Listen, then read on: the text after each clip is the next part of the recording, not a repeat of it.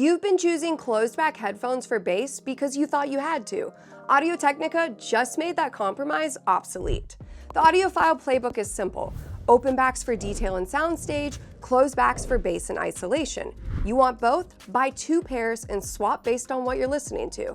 That's the workflow everyone accepts because the physics seem unbeatable. Open back designs can't always generate the air pressure dynamics needed for impactful bass. It's not a limitation of engineering skill, it's just how open back headphones work. Except Audio-Technica refused to accept that limitation. The ATH-ADX7000 is an open back headphone that delivers bass authority you'd swear was coming from a closed back design. And it does this while maintaining every detail and spaciousness that you expect from an open back. If you keep buying closed back headphones solely because you need bass authority, you're voluntarily giving up soundstage, giving up airiness, and living with a more congested presentation, all because you don't know that the trade-off you're making is no longer necessary. The ATH-ADX7000 delivers a sound that defies expectations. So let's start with what actually surprised me when I sat down with these headphones. The bass response is punchy. I'm talking genuinely punchy for an open back headphone. Where most open back designs prioritize airiness at the expense of low-end impact, the ADX7000 delivers weight and punch while also maintaining control and articulation. There's a clear mid-bass presence that gives body without bloat. I'm talking impact without being overwhelming. It's the kind of bass response that you would typically associate with a closed back headphone, not an open back. And Audio-Technica accomplished this using their HXDT driver technology, which stands for High Precision Extreme Dynamic Transducer. What this does is they use a precision molding process to create a 58mm diaphragm with incredible accuracy. The driver is then meticulously positioned using Audio-Technica's core mount technology, and by placing the driver at that optimal location within the housing and managing that airflow, they're able to reduce distortion and deliver articulation and control, a common theme here with these headphones.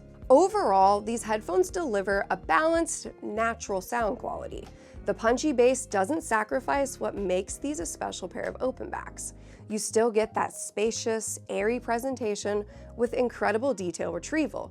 The soundstage leans intimate rather than expansive, which creates this one-on-one concert experience where I kind of felt like I was sitting in the room with the musicians. It's not this massive stadium-like presentation that you typically can find with some open backs. Instead, it's personal and it's immediate while still maintaining that open, airy quality that really prevents the sound from feeling congested, trapped, or isolated. Now, this performance does have setup requirements. The ADX7000 has a 490 ohm impedance, which means that it's a power-hungry headphone. This isn't the headphone you'll run off your laptop or your phone. You'll need a dedicated headphone amplifier. I'm talking serious amplification that can really deliver real power. But this doesn't limit you to just desktop components. A portable DAC amp combo like the Cord Mojo 2 or maybe the iFi Audio Valkyrie will efficiently drive these headphones. And from my testing, I paired it with the Watson Audio Madison Streamer, which provided the clean, powerful amplification that I needed to let these headphones truly perform. What if I told you that these headphones give you 2 sound signatures? Audio-Technica includes 2 sets of earpads with the ADX7000, and these are more than just comfortable upgrades. They actually alter the tonality of the headphone, especially in the bass region. The high-density velvet earpads come pre-installed on the headphones, and the Alcantara earpads, which come standard on the previous generation ADX5000, also come with the headphones. I've seen some confusion online over which earpad is which, so the easiest way to tell them apart is by the color.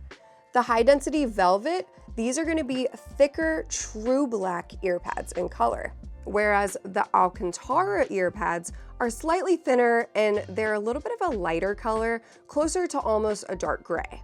Immediately, I noticed that the velvet earpads delivered a more balanced, warmer, and slightly bassier sound. And as a bass lover myself, and truly someone who enjoys that musical listening experience, I quickly fell in love with the richer tonality that these earpads delivered. The music felt closer, which is in line with what you would expect from the earpads' higher density, but I will say the only pitfall to that is that you get slightly reduced detail retrieval and airiness that you do get from the Alcantara earpads. And speaking of Alcantara, when I switched over to these earpads, I noticed that there was an immediate change in the bass response. It was punchier with more articulation, and there was a slightly airier sound in the treble region. But the detail retrieval and articulation were standout features. These earpads lend the headphones to a more analytical sound quality that's perfect for the detail-oriented listener. Having two sets of earpads to choose from is a luxury in and of itself, but to have them deliver slightly different tonalities is like owning two headphones for the price of one. The detail retrieval across both earpads is where this headphone really proves its flagship status. I was listening to Slightly Stupid's song 2 AM. They're this kind of funky reggae band, and there's a moment where I always thought the vocalist was just humming. When I listened with the ATH-7000, I realized for the first time that there were actual words being sung. That's the level of nuance that we're talking about. The ATH-7000 excels at revealing details you've been missing without making the experience feel overly analytical or fatiguing at all. Now let's talk about the complete package. The ATH-7000 cost $3,499, and everything about its design reflects that flagship positioning. The design itself is purposeful rather than flashy. Audio-Technica maintained the industrial aesthetic that you get from the ATX5000, its function over fashion, and there's something really refreshing about that approach. There are slight upgrades and little minor tweaks, like the heightening rods being slightly thinner than they were on the previous generation, but all in all, the headphones look the same, they feel very similar, and they're incredibly comfortable. What immediately surprises you when you pick these up is how light they are.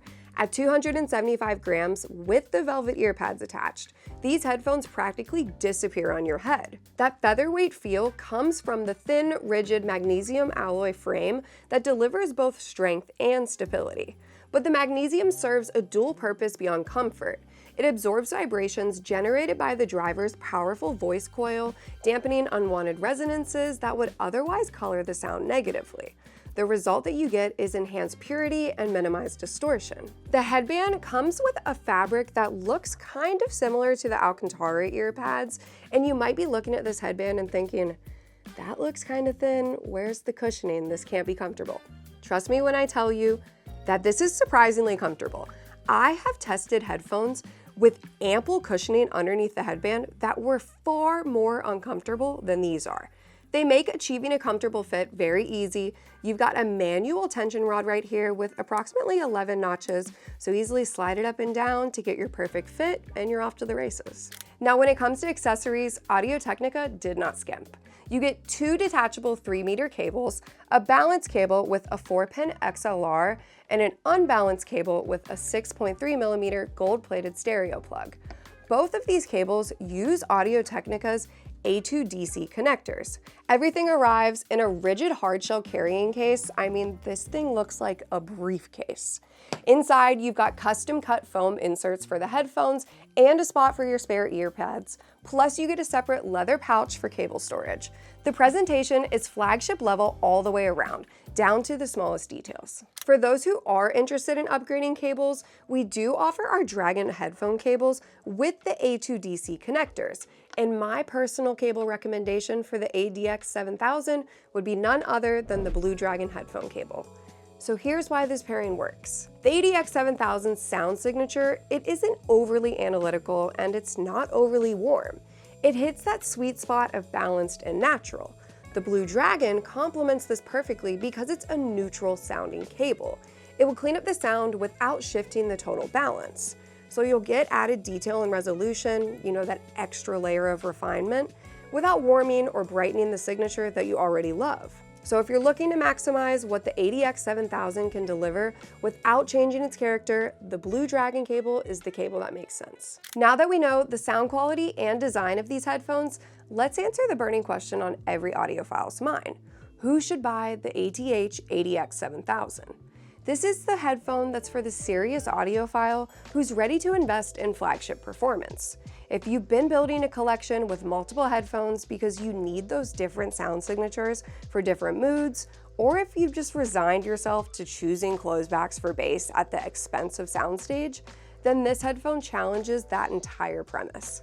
Keep in mind that the 490 ohm impedance means that it will need substantial amplification to perform at its best.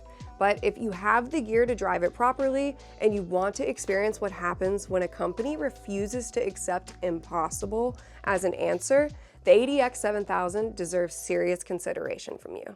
At under $4,000, the ATH-ADX7000 proves that when dynamic driver technology is engineered to its absolute limit, it doesn't just compete with planar magnetic flagships. In many ways, it surpasses them. This isn't about brand loyalty or price tags. This is about Audio-Technica fundamentally reimagining what's possible. They didn't just follow the industry trend toward planar magnetic. They didn't accept the conventional wisdom about open back bass limitations. Instead, they engineered solutions that challenge everything you thought you knew about flagship headphones. The HXDT driver technology, the surprising bass authority, the interchangeable earpads that give you two distinct tonalities. This is what genuine innovation looks like from a company when they invest in solving real problems instead of just repackaging existing technology and jacking up the price. If you're ready to invest in the ATX7000, you'll need quality amplification that can drive its 490 ohm impedance. The Watson Audio Madison streamer featured in our Watson Audio brand guide is fit for the job. Check out the full video right here and stay tuned for a dedicated Madison review coming soon. And if you need help finding the perfect headphone amplifier for your ATX7000, reach out to us at moon-audio.com and we'll catch you here for another audiophile video.